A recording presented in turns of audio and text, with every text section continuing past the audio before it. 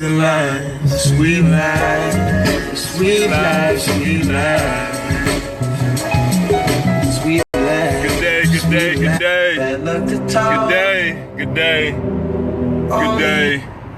Sales tip. Sales tip. Looking to make you rich. Build me an audience. Build me an audience, build me an audience. Hey, hope everybody is having an incredible day so far. Hope everybody had an incredible Saturday and Sunday. We don't call it a weekend when we are in sales and building your own business because we don't live for the weekends, baby. Come on now. I know everybody enjoyed all the games yesterday. You guys saw my status. I am not much of a football guy. However, that Cowboys and Packers game was extremely exciting. But I believe my guy Kyrie plays tonight, which I'm even more excited about. But I want to get on and get off of here as quickly as possible because I am going somewhere where I have never been before. That's the greatest part about my business. It takes me so many different places. This is literally my office, right? Getting a chance to just roll, have a good time, listen to a little bit of Frank Ocean, groove, right? All right. All right, so let's get straight to it. Sales tip of the day. Sales tip of the day. Sales, all right, this is the best advice that I've ever gotten. The best advice that I've ever gotten in this industry is that sales is purely a numbers game. Being an entrepreneur is purely a numbers game. I hope that really resonates with somebody because I really didn't understand that before. I had a chance to work with so many incredible sales guys in a few different companies, whether I was doing mortgages, whether I was working in gym sales, whether I was doing retail, when I was going business to business, selling impulse items. I was doing so many different types of sales. And, coming into the industry, even when it was a new venture for me, I used to always think to myself, like, man, my thing was I wanted to find the guy who's doing incredible and I want to mirror what he's doing. I'm going to challenge him and I'm going to beat the brakes off of that guy, right?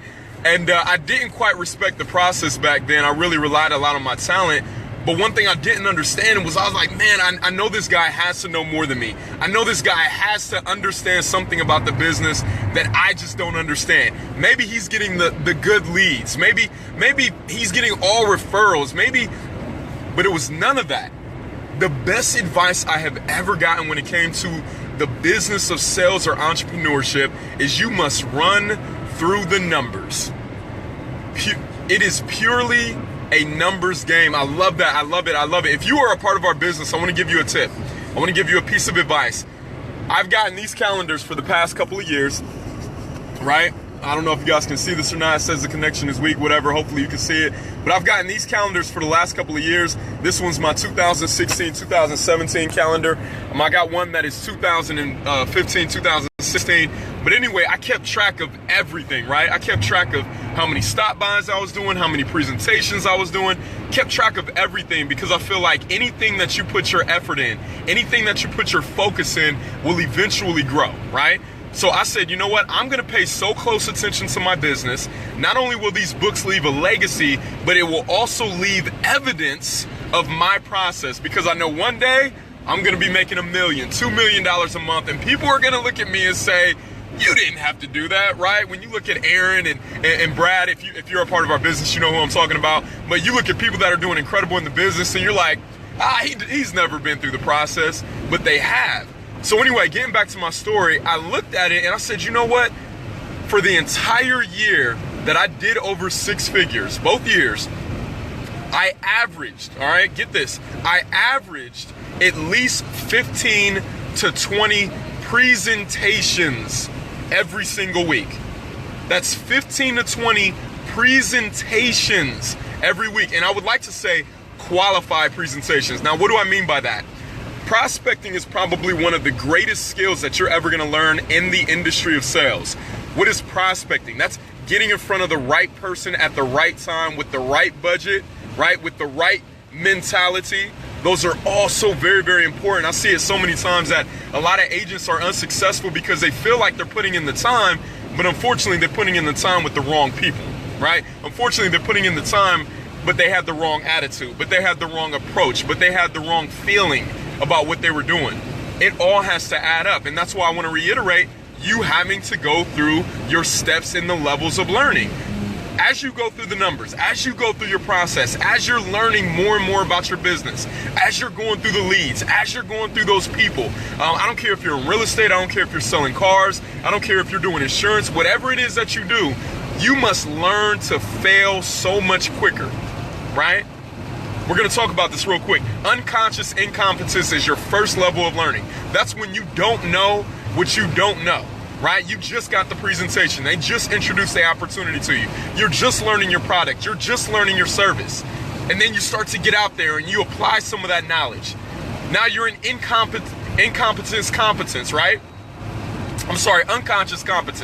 Right? Where now you have an awareness of, okay, this is what I need to be saying to these people. Or, you know what, now I'm starting to learn my customer. Now I'm starting to learn my market. Now I'm starting to learn the people just a little bit better.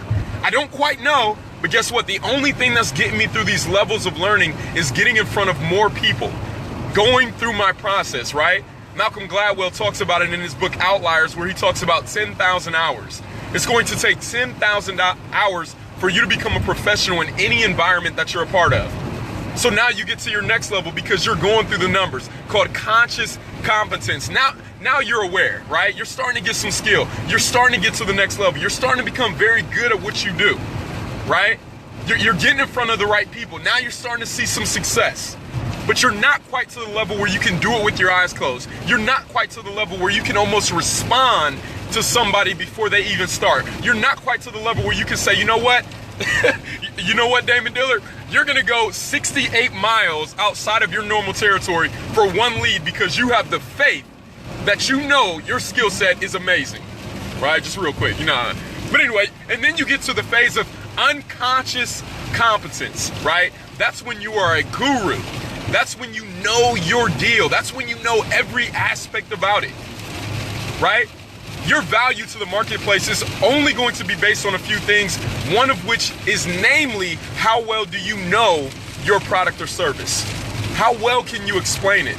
How well do you know your customers or your clients? How well are you in relating information to them? How empathetic can you be to your buyer? Do you know about matching and mirroring? Do you know about tonality? Do you know about running? Do you know about looping? Do you know about all these different strategies to make sure that you provide a convincing argument to your buyer? Because if you don't, then you're not serious about winning in 2017.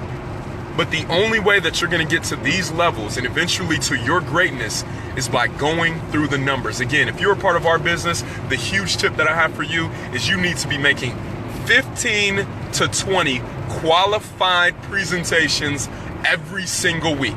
If you are making less than that, then you will not survive in this business, in my opinion. Now, again, your goals are your goals, your dreams are your dreams. I completely understand that. For the people that are watching this video, I hope and I pray that you are looking for the best of the best for not only yourself, but also your family. And not only just that, but other people. The objective of any business is to learn it and be able to provide, right? Provide information to others. No, I don't get paid for these videos. No, I don't want to get paid for these videos. But what I do understand is that when you guys go out there and you make... All right, lost my connection. I guess that means it's time for me to get off of here. But anyway, when you guys go out there and you have success, then you're going to begin planting seeds. It's all about planting seeds. It's all about adding value. That's what you should be looking to do before anything else. The more you add value, the more that you get out there, you do the work, you learn what it is to do, you go through your lumps, you go through your bruises, and then you're able to help other people. That's what it's truly, truly about. Right? There is no nobility in poverty, right? So, hey, I hope you guys have an incredible, incredible day. Again, remember, any profession, it is about a numbers game. You get out to the masses, you get out to the people, you get your name synonymous with the industry you're a part of, and I promise we will see you at the top, but not from the top, because you deserve the best. Guys, have an incredible Monday.